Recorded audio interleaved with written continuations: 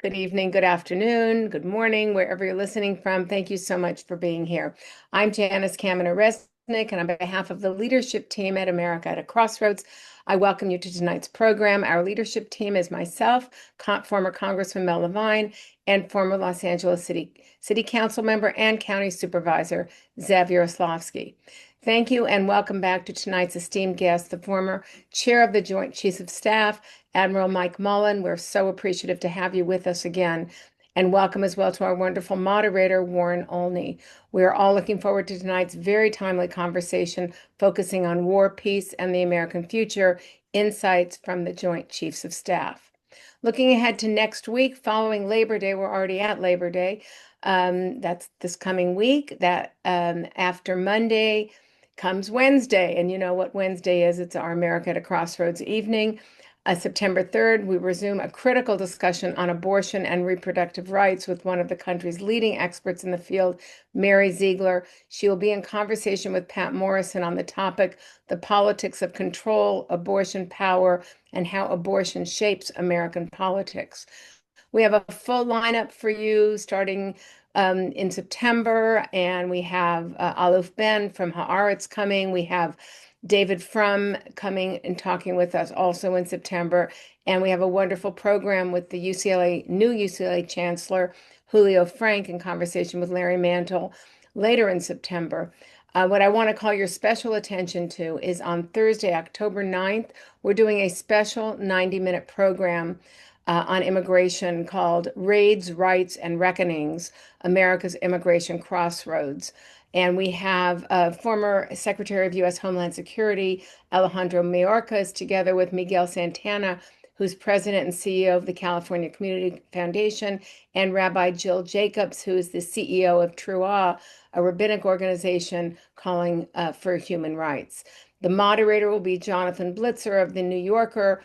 He covers immigration, politics, and foreign affairs. It should be a really compelling 90-minute program on what is going on in this country with the immigration issues. Let's put it that way. That program will be co-sponsored by a long list of Jewish and Latino organizations. You can see more about it in tonight's email, and you can begin registration of many of those programs, all of the ones I mentioned in tonight's email that you'll get at the conclusion of our program tonight. Now, without further ado, please welcome tonight's moderator, Warren Olney. Warren has spent a lifetime as an award-winning NPR host and producer with a nationally syndicated show entitled To the Point. And for those who are from Southern California, for decades, Warren has been was the trusted anchor of our nightly news on various networks. He is a treasure in the world of broadcast journalism, and we are so fortunate to have Warren as part of our America at a Crossroads team.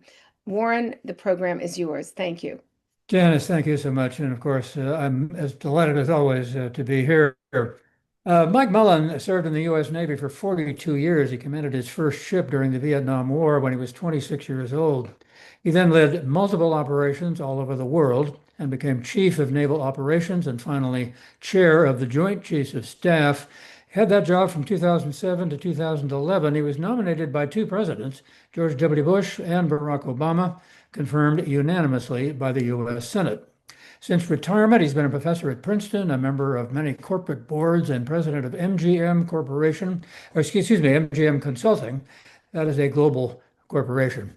Admiral, we've spoken before, as Janice mentioned. It's wonderful to have you back, and thank you so much for joining us. It's great to be with you, Warren, and Janice and the team, and great to be back. Thanks. And let me remind our audience that I will go to questions on chat a little bit later in the program.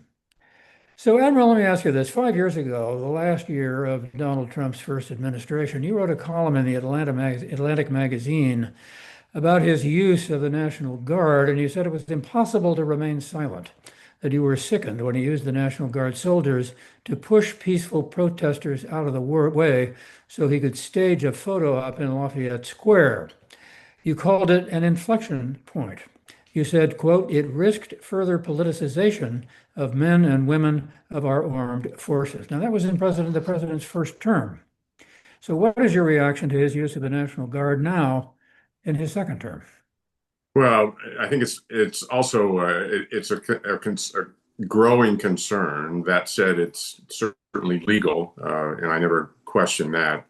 And with the increased emphasis on them, there is certainly opportunity for incidents to take place, which I really worry about. I'm still, I'm a Vietnam kid, and I still have that picture of 1970, in my head of that young gal at Kent State, kneeling alongside an American citizen that had gotten killed by the National Guard.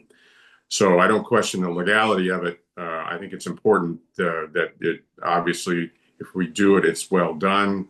And that just to remind people, I mean, our Guard and our military, they're not trained for these kinds of missions. They really are in support of law enforcement. We have in this country a law called Posse Comitatus that doesn't allow our military to prosecute our citizens unless the president uses the Insurrection Act, which has been used historically. President Trump isn't the first president to use the military. But that concern is still there. And I think we're at a time now where we just have to be really, really careful about the use of the military, which increasingly is being put in a place to support these kinds of efforts. You say the military. Is there something different about the National Guard? Is it a special branch of the military that is particularly affected by domestic situations? Well, it is typically in domestic crises, governors will use it. Each state has a National Guard, and they'll use their National Guard as they see fit. It can be federalized by the president, and that's been done in the past as well. I mean, in our wars in Iraq and Afghanistan, we could not have sustained the operational level that we had without deploying National Guard units from all over the country. And the other part that's really critical about them is they come from all over the country. They're closer to the American people because of where they live than our active duty military is. And so in many ways, they have the pulse of the neighborhoods, the cities, the states in which they live. But they still are not trained for these kinds of missions. You'll see them respond in catastrophes, which are happening at a seemingly an increasing rate here in the country, whether that be hurricanes or floods or fires, and they're trained well for that. They typically they have equipment to support many of those catastrophic situations. But this is a mission they're typically not trained for at all. It doesn't mean they can't be or that they wouldn't be walked through some training before they started, but typically they're not trained for this. What about the fact that the National Guard in Washington, D.C. is now wearing weapons? Again, I think that's just that's another step, which certainly is more than legal, and they are tasked with making sure that they use them in self-defense. But at the same time, that sort of pushes the possibility of a really bad incident much more to the center of happening in that regard. So, and I'm sure they're qualified in the weapons. That isn't the issue. It's just that having weapons it creates an opportunity. I think that's much more likely some incident could occur. And in fact, I still worry about using the military with respect to enforcement operations on the American people. The president says that Washington, D.C. is much safer than it used to be, that it's been a miracle that it happened so quickly, that people are calling on the phone, telling him that for the first time in years, they're able to go to a restaurant, take their wife and children. He's emphasized that quite a lot. What does that suggest to you in terms of his apparent plans to try to send the Guard to other cities? Well, I think certainly the operation so far, and we live not very far from Washington, has received mixed reviews. I don't think anybody would say that the crime in Washington, D.C. is a problem. It is. I think if you look at the numbers, and I listen to the political leaders talk about the crime levels have gone down in Washington fairly dramatically in the last couple of years, but it's certainly a long way from being eliminated. So my sense is that there's a mix of what's actually happened. Certainly, I think in areas the presence can make a difference. What I'm trying to do is listen to the leaders talk about what's actually happening on the ground, and to some degree, you see it from both political sides, and when that happens, too often, from my perspective, it gets distorted on what's actually happening there. The president says that Baltimore is a hellhole, that he might send the National Guard there. The governor, Wes Moore, who served in the National Guard himself, says that this is deeply disrespectful to members of the National Guard, again, in which he served. And he says he won't assign the National Guard to Baltimore. He says he's the one in charge of them. He's the commander in chief of the Guard there in that state, and he won't assign them. What kind of controversy or what sort of dispute do you think could result from that determination on his part? Well, I think just what President Trump has said, and then what Governor Moore has said, speaks to the political divide that exists on this issue and many others. And it's very difficult to figure out or sort, what the truth is in that kind of situation. And certainly it is the purview of the governor to do with what he deems is correct with his National Guard. That said, I think we saw in California that the president federalized the California National Guard, above the governor. So that possibility certainly exists in the state of Maryland as well, and in the city of Baltimore. But I mean, what I said earlier is it's very difficult to sort out the truth when you have the kind of political division and rhetoric which follows these kinds of issues. Doesn't mean Baltimore doesn't have challenges, but Baltimore's another city where crime has gone down, where the murder rate has gone down, and that doesn't mean that it still shouldn't be addressed. But I've listened to the mayor as well as the governor talk about them saying they have a pretty good handle on it, and obviously our president, based on what he's saying, he doesn't agree with that. In that article that you wrote for The Atlantic, and I quoted this, you said it risked further politicizing the men and women of our armed forces. What do you mean by politicizing the men and women of our armed forces? Are you talking about individual soldiers? Or are you talking about something more institutional? No, when I talk about that, I'm talking about the institution itself. I mean, I have advocated for many, many years that the military's got to stay apolitical, that we have to stay out of politics. And when it is seen by the American people, whether one side or the other, supporting one side or the other, it starts to move a long way towards politicizing the military. And the military needs to stay out of politics. And when the military is used for political aims or political gains, that even legally, that opens up the door towards further politicization of the military. How do you draw that line? What's wrong with politicizing the armed forces? Aren't they supposed to serve the commander in chief? I think when we've heard for many, many years now about raising our right hand and taking an oath to the Constitution. So we don't serve an individual, whether it's a governor or a president per se. We take that oath to the Constitution, and I've been in countries in parts of the world where the military is completely politicized and does exactly what the president or the prime minister wants, literally without question. And that's just not us. I think if we find ourselves with a politicized military, we are moving away from the democratic principles that have stood us so well for over 250 years. So I'm keenly focused on that and keenly concerned about that happening. And honestly, I think it's the responsibility of the current military leadership to do all they can to make sure that we don't get politicized. The president has signed an executive order saying that calling for the creation of National Guard units in all 50 states that could quell civil disturbances and ensure public safety. What do you think of that? Well, it's the same. I think it's, again, it's in the same area that we've talked about. I think establishing those units, at the direction of the president would be legal. But the bigger message is, where is this going? It seems to be moving in a direction where the military is going to be much more involved with respect to interaction with the American people.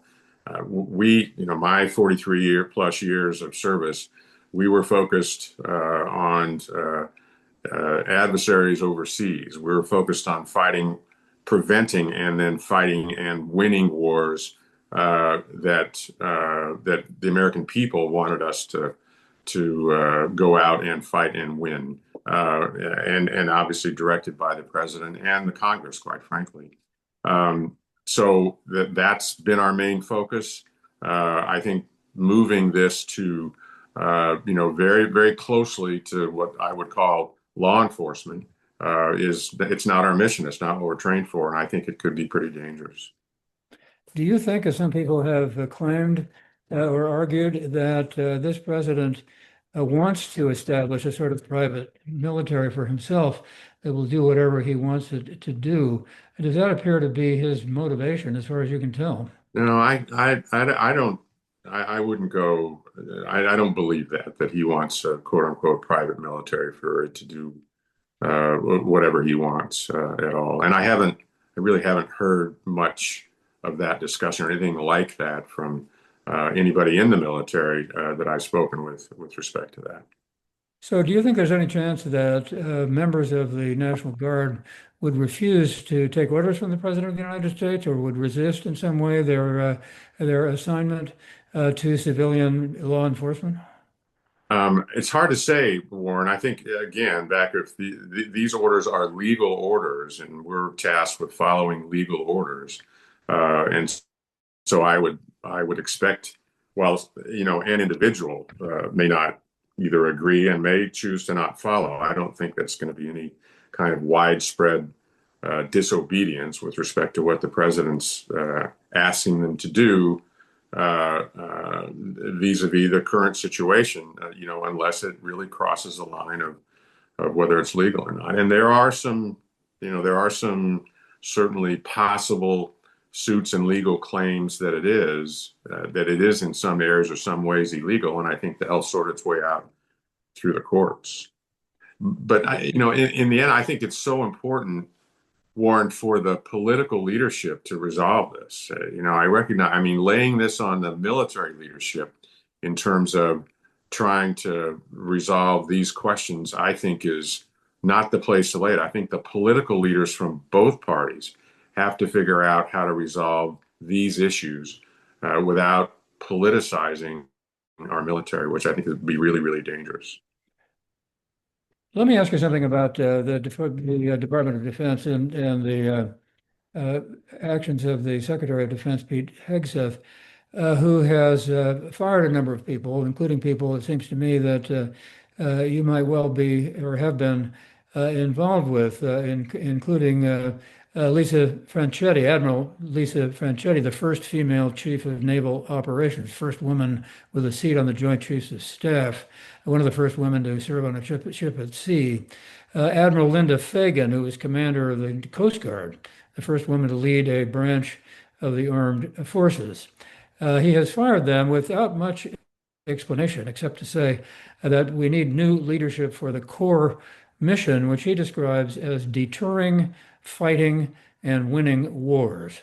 Is that a good explanation for taking those kinds of steps against people who have risen in the ranks to the point that Admiral Franchetti and Admiral Fagan have? Well, one of the things that certainly is true today and was true my entire life is we serve at the pleasure of the president. And if the president decides that service is no longer desired, it's our duty and obligation to leave. And I think that happened in both cases. Back to some degree to what we spoke of earlier about the politics that are going on right now. there's an awful lot of discussion around the firings of these two women associated with DEI, and that was the previous administration. And we find ourselves not just in the military, but I think in the country in this massive response or tit for tat, one administration to another. When a new administration comes in, and I think more than anything else, these two women who are extraordinary leaders, I knew them both. I knew Admiral Franchetti. She was an extraordinary war fighter, not just the first woman CNO. I've known her over decades. But then they found themselves in a position, having been appointed by President Biden, and a new president comes in and decides these are the leaders that I want. And I think that's what's going on. I worry, not just in their case, but in other cases, that there's a tremendous amount of talent which has either been fired or has resigned. And I'm a talent-driven guy. Our military is extraordinary historically from one administration to another. When we have a new president, we salute the new president and we march off and do what the new president wants. We've got a rich history of that. And I share no concern that these two leaders or many others were either unwilling or opposed to doing that. That said, that's a choice the president and the Secretary of Defense get to make, and they made it. Secretary of Defense Hegseth has, in the past, said he doesn't think that women should ever fight in combat. He denied that during his confirmation hearings and has said since that the problem he has with women in the military is that the military lowers its standards in order to allow women to be in the military. He says the same thing about Black people, and he fired General Charles Brown, who was the chair of the Joint Chiefs of Staff, and that's one of the things that he indicated that he felt at that time. What does that do to the morale of people in the military when the Secretary of Defense says things like that? Well, I mean, first of all, I know CQ Brown. He had the job I had, and I think the number is either 300 or 400 combat missions. He was an extraordinary warfighter and an extraordinary leader.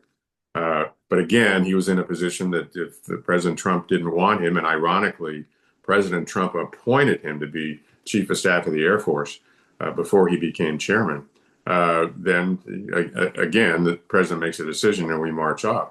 I think I've always felt with respect to our military that we need to represent the American people.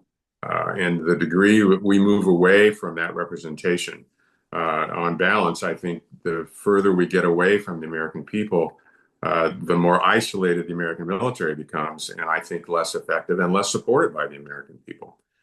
So that's part of this as well. That said, and I have been around African American and Hispanic leaders and enlisted as well as officers who have been extraordinary. And the same is true with women. I was in Iraq and Afghanistan time after time when I visited. I was so struck in particular with the number of minorities and to single out the number of young Hispanics who were serving in war, fighting and dying for our country. So I think that representation is really, really key for us in the future. Obviously, I think the current administration sees it differently. Certainly, Secretary Hegseth sees it differently, and he has the wherewithal, as Secretary of Defense, to move in the direction that he is. Do these disputes, do you think, whether it's about the National Guard or about the treatment of senior military officers, do these things actually weaken the military? I think I'd go back to what I said earlier, just about leaders. I think that, if we lose a tremendous number of leaders, I think it has that potential. I also, and it doesn't make a difference what your background is, I also think that young ones look up, and when they see the removal of individuals that they have a high regard for, or they no longer see someone that looks like them, they would wonder looking up the chain of command if they have a future. And so I think that's part of what we need to be mindful of as all of this is going on right now. Well, how political do you want to get about this when you say that it's important that the leadership of the country deal with these issues and deal with them right away? Are you stepping away from your detachment from politics, or are you breaking a rule, as you said you were doing when you wrote that piece in the Atlantic No, I'm 5 years ago? actually trying to stay out of politics because I mean, I don't know that I can have an impact. I think where we are right now is this has to be brought to the American people, and the American people have to decide, literally through their political leaders, whether this is something we want to keep going, keep doing, or change. I mean, more than anything else, that's the American people voted for President Trump and this administration in a free and fair election, and now we see what's going on. I think the American people are the ones that have to decide: is this a direction that we want to continue more than anything else? I would much prefer to stay out of the political fight. I want to ask you about the the removal of intelligence professionals. I know that's a matter of concern and it's an important issue, but I also want to ask you about some very specific military actions, and we may not have time to get into everything here. When the president made an announcement recently that this August, I believe it was, that he had repositioned two nuclear submarines into appropriate regions. He did that in response to some nuclear saber rattling by a former Russian official, or current Russian official, I guess, former president in Russia. Was that unnecessarily provocative, do you think? Certainly unusual, and I hadn't seen it done before. But and one of the things that I think it's important to understand is I'm not reading the intel. I don't have the inside information. And so, quite frankly, and I've been worried about on the nuclear side about Russia and Putin for some time because Putin has saber rattled on nuclear weapons even before he went into Ukraine and certainly since that time. So obviously the president thought that was something he should do, and so he did it specifically. We don't, we don't disclose the positions of those submarines to, for obvious reasons. But he thought it was something that would have an impact. So I thought it was pretty unusual. Honestly, I don't think it compromised them because I think they're pretty hard to find anyway. What did they do? The submarines they hide. But and I think along with a lot of other people, he was talking about our ballistic missile submarines, strategic ballistic missile submarines. But he could have been talking about our attack submarines as well. There are now reports that 8 warships have been sent to the Caribbean and to the Pacific as well, as a part of a military effort to combat drug cartels. This is an area that has previously been considered a law enforcement responsibility. What's your take on that? Well, we've been fighting the drug war for a long time. And I participated in that as a commanding officer, in particular as a commanding officer cruiser, back in the early to mid 90s.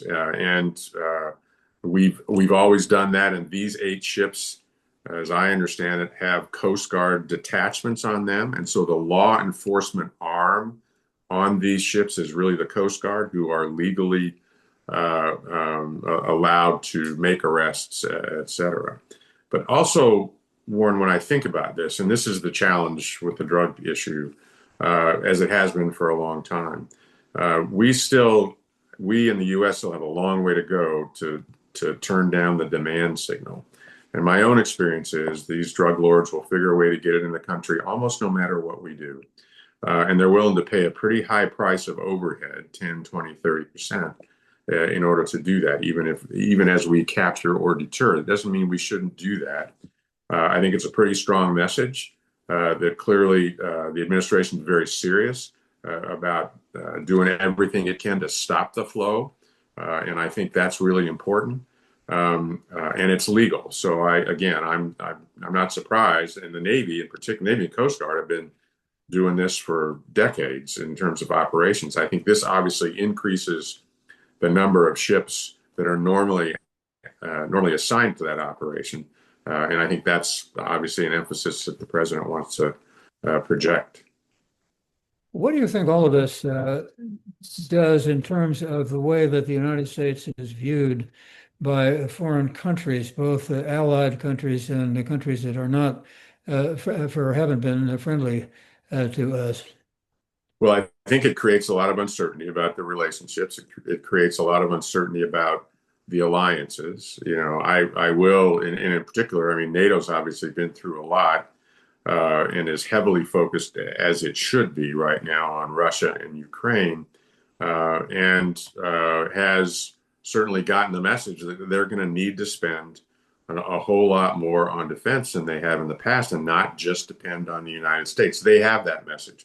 And that was a message I brought to them, 20 plus years ago, that they needed to do more than they were doing. So that, to me, that's a very positive outcome of the current strategy.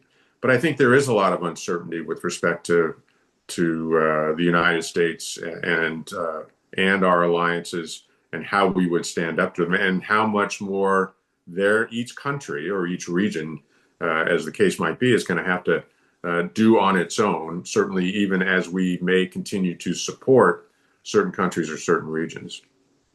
Back to Secretary of Defense Hegseth and his statement that core mission is deterring, fighting, and winning wars. You've said in the past that there ought to be more emphasis put on diplomacy and foreign aid. The military can't do it all. What about the balance now? And is it appropriate between the military and diplomacy and foreign aid? As I listened to Secretary Rubio, I certainly, his emphasis, I think, is correct in that regard. I don't think the military can ever do it all by itself, and I would hope that wherever the tense spots are, that we can either reduce the tension through diplomacy, have a relationship in that part of the world already which does that, and solve the issues, including deterrence, through very strong diplomacy. I think the use of our military is one that has to be reserved for when we really need to use it. I also believe for some time it's too easy to use our military these days. The weapons are incredibly sophisticated and in many cases incredibly devastating. So we need to be careful about that. I don't disagree with deterring, fighting, and winning. That's what our military is for. But there's a lot that goes with that. And I think it was Jim Mattis who said more than once, I did as well, if you decrease the impact of the State Department, you need to increase, I think Mattis said, give me more bullets, because we're going to need them. So that aspect is of the totality of government. And it's not just diplomacy, because I think there's a commerce part now. There's a treasury part now that we can use to impact in lots of ways around the world, to hopefully continue to deter our enemies and avoid these catastrophic wars. And at the same time, if we have to have one, to have a military which can fight it and win it. You mentioned Jim Mattis, the former chair of the Joint Chiefs of Staff. He was Secretary of Defense. Yeah. I beg your pardon. Yeah, right. In any case, his picture was removed from the wall of the Pentagon, apparently by Secretary Hegseth, and President Trump, I believe, said at some point that he ought to be killed. That was, I think that was General Mark Milley, who was the chairman. I beg your pardon. Who was taken down. Yeah. Thank you. Yeah. That's why you're here. That wasn't Jim Mattis. You remember these things. Well, what's the impact of that kind of thing, when obviously it's a politicization of a kind? Well, I guess more than anything else, it's just sad. I know General Milley pretty well, and it's and again, those of us in the military serve the president we are with. You mentioned I served both President Bush, who was a Republican, President Obama, who was a Democrat. That's what we all do. Obviously, I think publicly, President Trump and General Milley had a very difficult relationship, and I think this is just part of that. And I think it's sad that it had to come out that way with respect to a principal leader of our military at a very difficult time.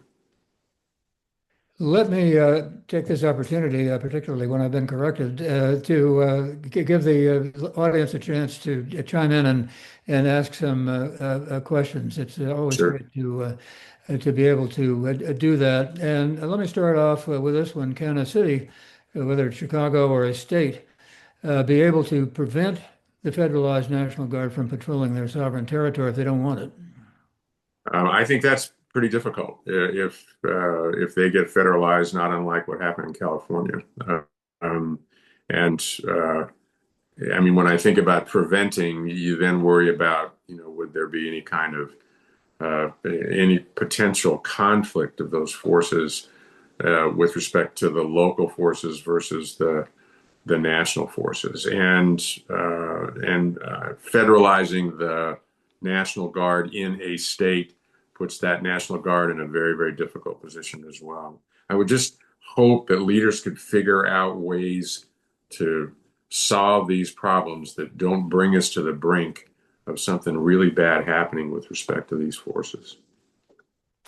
Bob wants to know this. Various insiders have assured us that if President Trump gave an illegal order to the military, the professionals there would refuse to comply.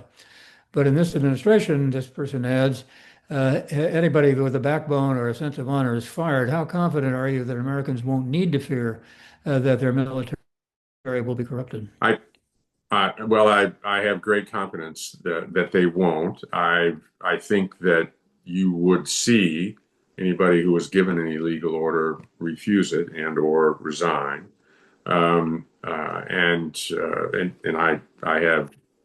guess I just have great confidence that they would. And so I don't think, to the latter part of that question, I don't see us getting, from the military standpoint, completely politicized, where we would, be in a position to follow illegal orders because of that kind of situation. Howard wants to know, can you have any comments today on the shooting? Yet another shooting that occurred today. 19 people were shot, 2 passed away. Is there anything that would be done, particularly by the military, about that?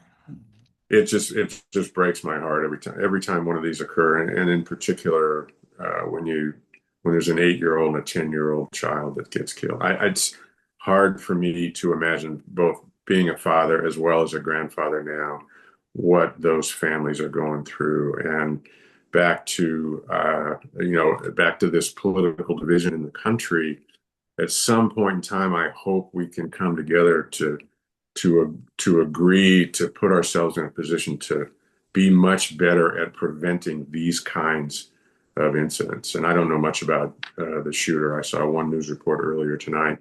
I'm sure there'll be a lot that will come out with respect to the shooter, but the tragedies, it just breaks my heart. And we're better than this. We're a better country than sustaining an overall environment where this still is allowed to happen.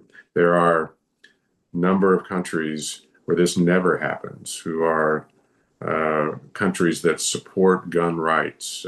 I would just hope someday we could align ourselves overall with what they're doing, so that we could be much safer and have our kids and grandkids be safe.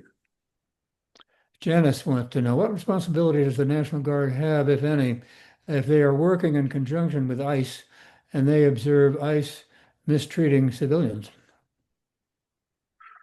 Well, I think that's something that typically you would raise it to your chain of command, and that I would expect most would. There's a right way to do this, and there's a wrong way to do it. And those of us in the military know typically know what's right and what's wrong. And when you see it's wrong, you got to speak up. So I would expect that they would. Maryland wants to know, you're concerned that Donald J. Trump will declare martial law to avoid having an election in 2028. I'm not concerned.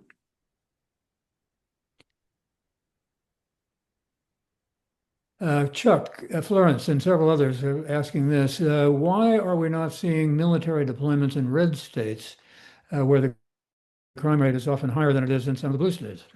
Well, I think that's a question to certainly offer up to the political leaders in the country. There's been an awful lot of media coverage of of that fact when you look at crime rates. And that's when I talk about, I think political leaders have to come together to solve this. This is a hugely political issue, and it's not one for us in the military to solve. I'm sure whoever asked that question, you've seen the statistics that most of us have seen about the number of cities in red states whose crime rate is pretty high. That said, the president gets to make choices, and these are the choices that he's making right now. So, given all that you've said today, many people were asking, would you agree that the military has in fact been politicized by the president and by the Secretary of Defense and others? No, no, I don't think we're politicized at this point. And I know the leaders are working hard to stay out of politics and stay apolitical as much as possible. I worry that we are, moving in that direction. It's been, the whole issue of using the military against the American people is one that I'm hugely concerned about. I was in 2020, and I remain concerned about it now. And I just hope that whatever the guardrails are, that they are sustained so that we never use the military against our people.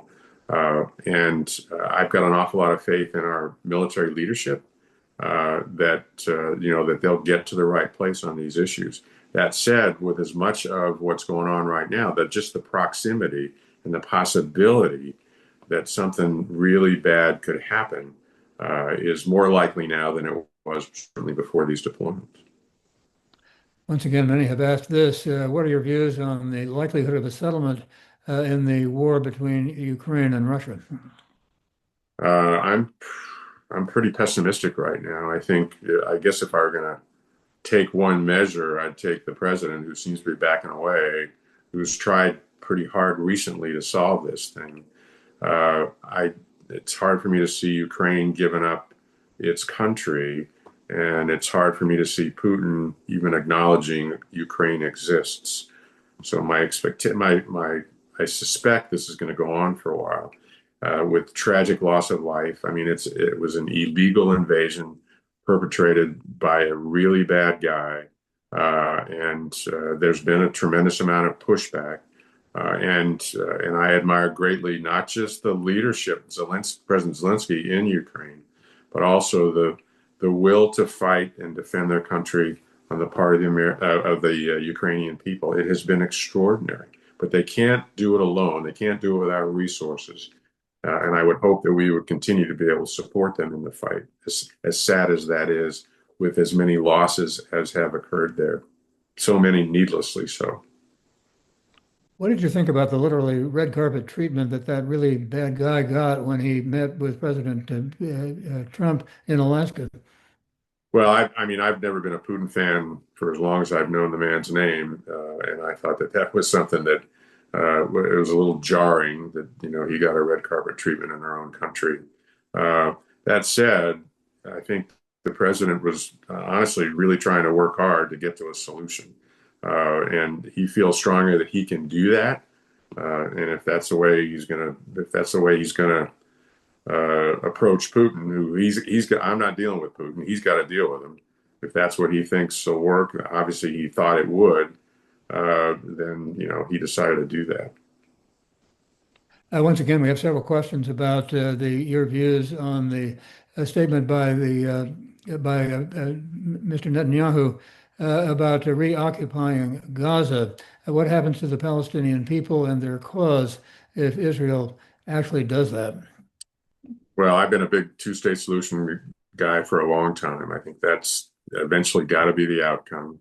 Having fought or certainly overseeing the wars in Iraq and Afghanistan and seeing the fighting that goes on in those cities where people live, I'm reminded of how difficult this mission that the Israeli Prime Minister and the Israeli Defense Force is on. It is as complicated and as hard as any that there is. I am, like so many, appalled at the killing of the innocents, the women and the children there. I wish the IDF were more precise and would take more time in terms of these operations and would figure out a way to get the starving people fed. They can do that. And I don't endorse anything Hamas has ever done for a second. They need to be eliminated. I worry a great deal that Netanyahu is one who doesn't see the quick end to this war serving his purpose. We're all aware of the criminal charges that he faces, as well as the investigation of how October 7th occurred in the first place. And I'm one that, along with many other people, believe that that's what he's facing and that's what he's afraid of. So he's not overly inclined to end the war and the tragedy that exists there. And just the incident that occurred 2 days ago when so many people got killed, including 5 journalists, is just an example of this didn't need to happen. And I'm not sure. I mean, I'm mindful that in my time, just before I took over as chairman, the Israelis, they came out of Gaza because they didn't want to have anything to do with it. And now they're talking about going back in and taking control of the whole place. We very badly underestimate the degree of difficulty of doing that.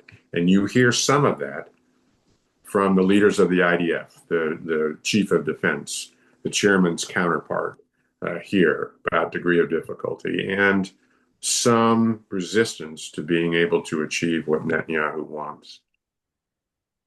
Here's a question from Shepard, a retired Army officer who questions your comments about Secretary of Defense Hegseth. He says, what is sometimes barely legal is not necessarily right. Hegseth's behavior is seen by so many Americans as unconscionable. Where would you draw the line? With him, I would draw it legally, very specifically. I mean, again, this is an individual the president chose. The Senate confirmed him. And the leader at this point in time, the leader of our Defense Department, our men and women, active duty reserve guard, as well as civilian force. And I think it's for more than anything else. I think it's again back for the American people to in fact raise concerns with respect to his performance, if that's appropriate. Once again, this is a question that many are asking. Do you have any concern about our country becoming more authoritarian under the current administration? I think that there's certainly authoritarian strains of what's going on here. I have worried, even before President Trump, I've worried about the strength of our democracy as this political divide has occurred and intensified over the last 20, 25, 30 years. I don't think it can be, this is, from my perspective, I don't think it can be solved by the extremes.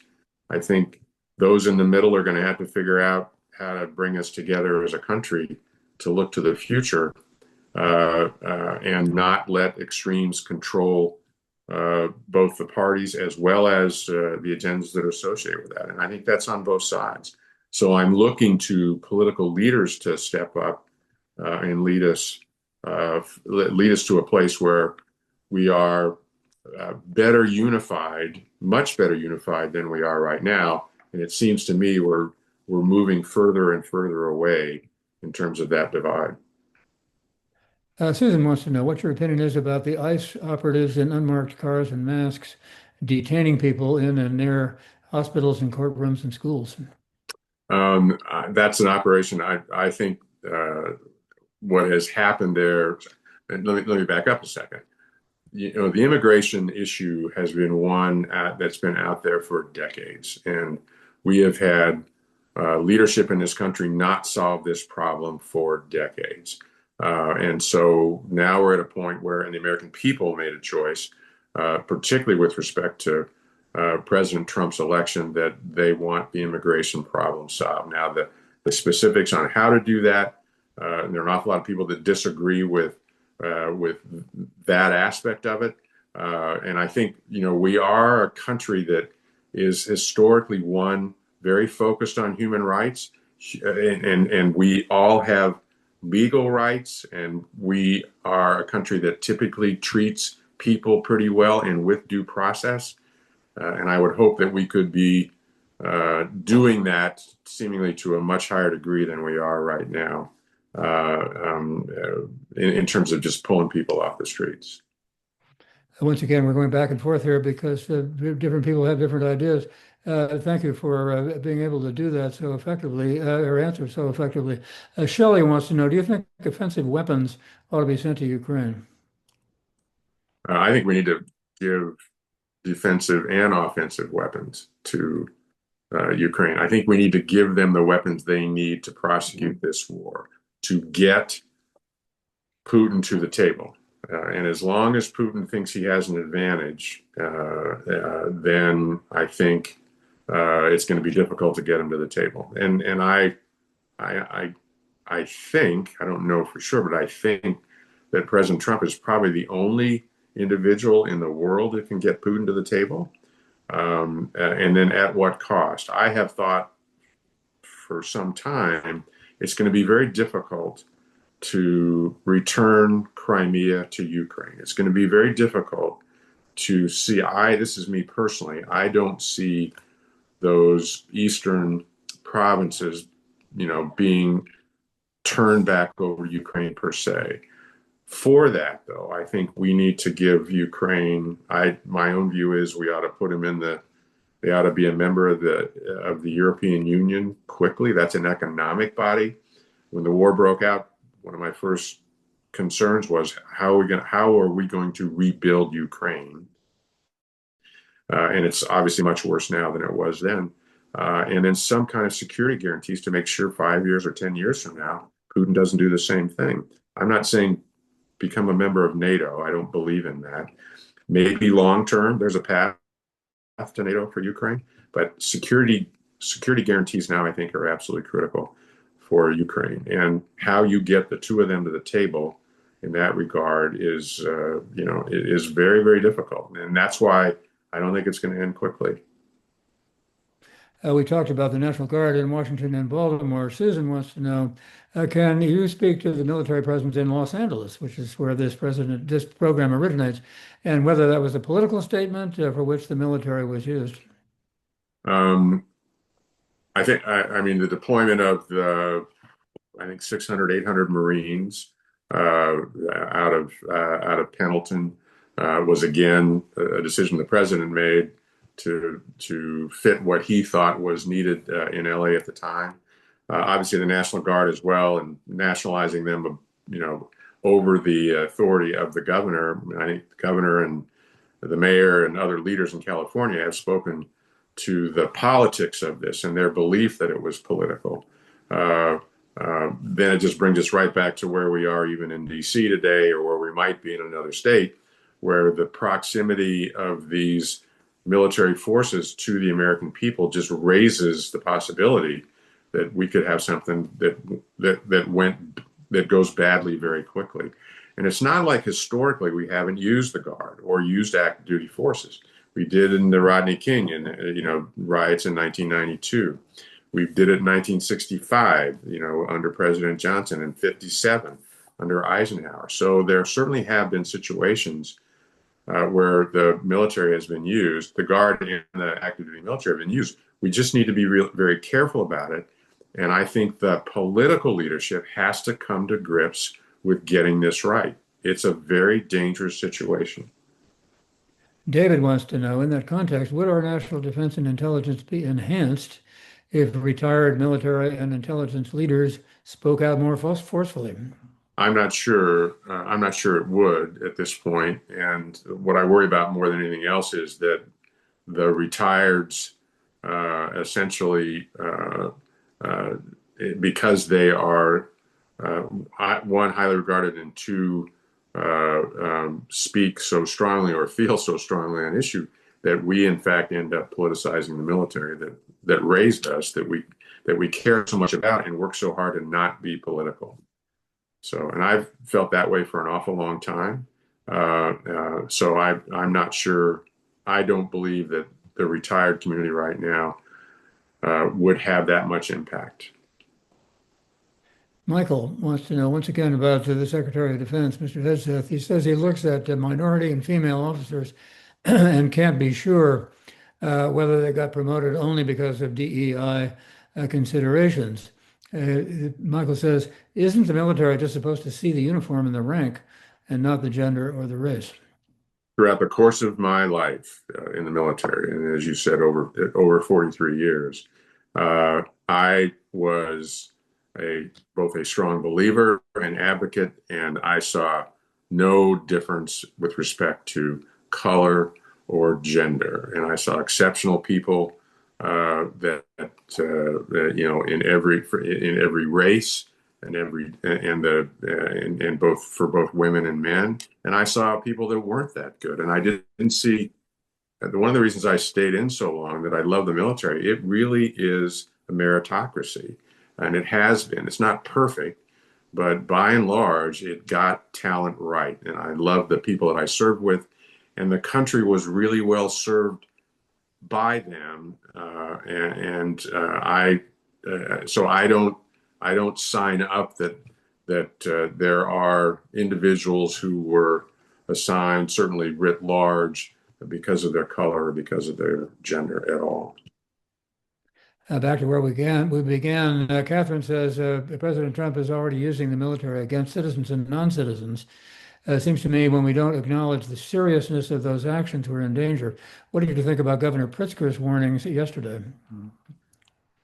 Well, first of all, the governor is the right individual to speak to the president, and I thought he was pretty clear about the lack of requirement in Illinois for use of the guard or active duty troops, and I actually think that's where the debate needs to take place. And then I also think that in this case, the people of Illinois need to speak up to their representatives if they don't believe this should happen, to push back as hard as they can, and to get engaged, to get involved. This is not going to be resolved on this issue or many others with the division that we have by everybody remaining on their couches yelling at the TV. We're going to have to be more engaged, citizens are, to get to a place that's not as divided as we are as a country.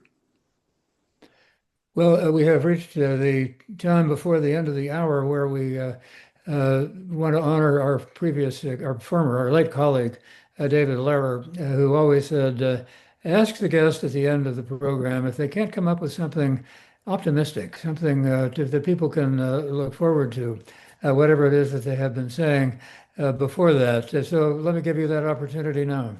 Well, I've been around a long time, Warren, and I feel very strongly about our great country. It's the greatest country in the world. It's full of resources and people and kindness and challenges. We've never been perfect throughout our history. We're not going to be perfect in the future.